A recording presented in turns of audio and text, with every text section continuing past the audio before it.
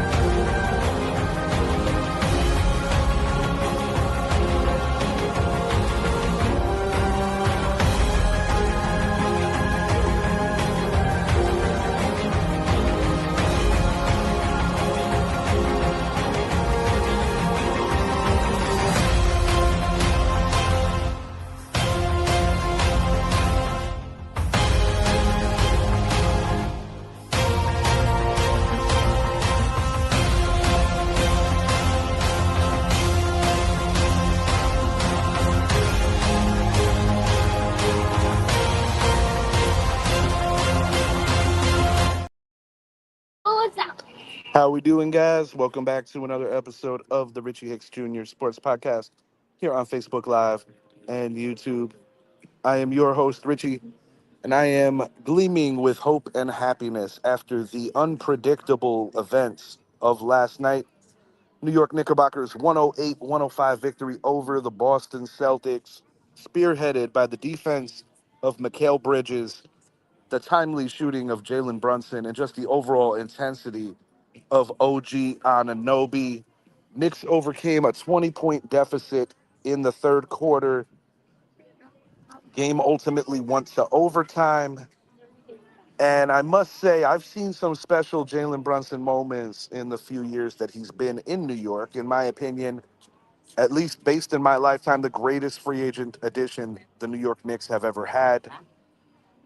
Um, but, there's two sides to the coin. Why did Boston lose? Quite frankly, the reason why Boston lost is because they settled for too many poor shots from beyond three. There are certain nights in the association where your shot's just not going to fall. And I believe that the Celtics just fell in love with the three ball a little too much. And when the Knicks made it a ball game, the Celtics just couldn't match their intensity on either side of the floor, either side of the ball. And I say to myself, were it not for the horrific free throw shooting of the Knicks, would this have been even an overtime game? But one thing I do know is you cannot expect the Celtics to miss 46 threes again. That is an ungodly number when you consider how many shots the Celtics ultimately missed. And as the Knicks go, you cannot be satisfied. You should not be satisfied with just one on the road. Knicks are undefeated in these playoffs on the road. They improved their record to 4-0. Oddly enough, they're only 1-2 at Madison Square Garden. And the Boston Celtics, one of the better road teams in the NBA. So winning game one, kind of setting the tone, was imperative for the Knicks. But like I said, you can't be satisfied with what happened. You have to expect that you could go in and win every time you play. That's part of the mindset of being a champion. But I expect the Celtics to be sharper. I expect the Celtics to take much better shots, and I expect the Celtics to not allow anything even remotely close to what happened yesterday. Some of my Boston friends, shouts out Corey Haddock, Stephen Ridlon, said, you know, it's a bit of a Christmas gift. My buddy Corey went as far as saying that with Boston being embarrassed in the fashion they lost, could actually be a worst case scenario for the Knicks. And I understand where Corey's coming from because championship caliber teams really do get pissed off when they lose a game that they feel they should have won. Jason Tatum, not good percentage from the floor. Just not good percentage from the floor. One thing Boston did do really well early on, and I even posted about it on my socials, was constantly fouling Mitchell Robinson early in the first half, taking advantage of Karl Anthony Towns being out of the game and Mitch lining up to be the five. But a feel-good win. But one thing I do want to say to Knicks fans is let's not act like we won the championship. This is one game, and this is a seasoned Boston team that's going to be more than ready for game two and for the remainder of this series. But the power of suggestion is a real thing. And the fact that the Knicks were able to win this, the fact that the Knicks were able to get this win for the first time against the Celtics, first time in their fifth try, it bodes well for the remainder of the series. So we're going to see what happens there. Denver Nuggets also pulling off a shock. Aaron Gordon walk-off three, and that was all set up by Chet Holmgren being fouled late. It was a 1 point deficit. He missed both free throws. And, Denver is another team that has been seasoned in these moments. OKC last year was a 1 seed, disappointing finish. They won out, and they got themselves Isaiah Hartenstein to kind of fortify the middle, be a better defensive team. So it's going to be a hell of a series, both sides. Both sides going to be a hell of a series. Today, Indiana and Cleveland lock horns for game three. I expect a great performance out of Cleveland after the upset at home. And that's been the theme in this second round is a lot of these higher seeded teams looking a little rusty and coming up flat at home.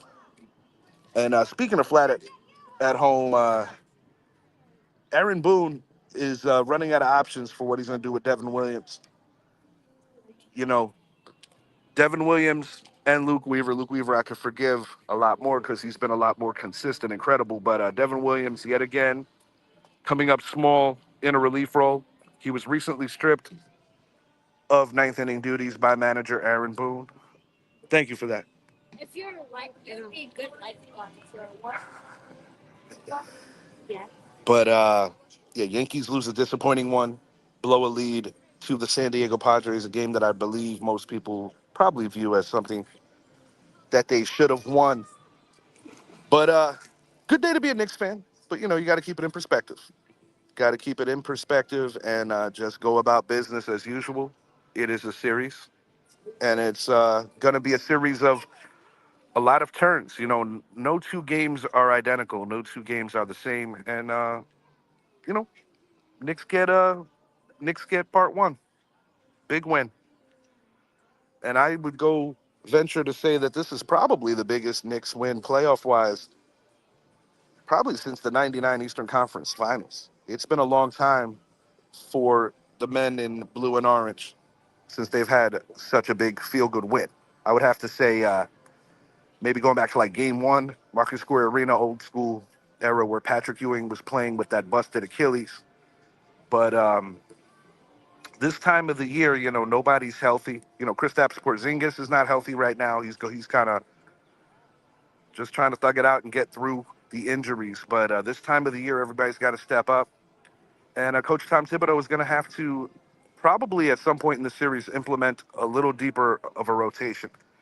Mikal Bridges, the amount of minutes that he threw down yesterday was crazy. Nothing short of crazy, but huge win for the Knicks. Something to feel good about, something to build on. Knicks got to go in with that selfish attitude that one's not enough, got to get up two. And that's how good the Celtics are, because the Celtics are the kind of team that can feel comfortable coming into MSG and evening out the series rather quickly. So the Knicks have got to keep their intensity up. And, it was not a perfect game. You don't get down by 20 points by playing a perfect game. And I already alluded to the fact that the free throws have to be better. But get at me in the comments. Let me know what you think, guys. Announcements for our next show to come. I'm kind of in vacation mode. Bobby returning back to work from my other job midweek, but looking to get another show out. Going to reach out to Idris and the guys and make that happen. But have a great day, everyone.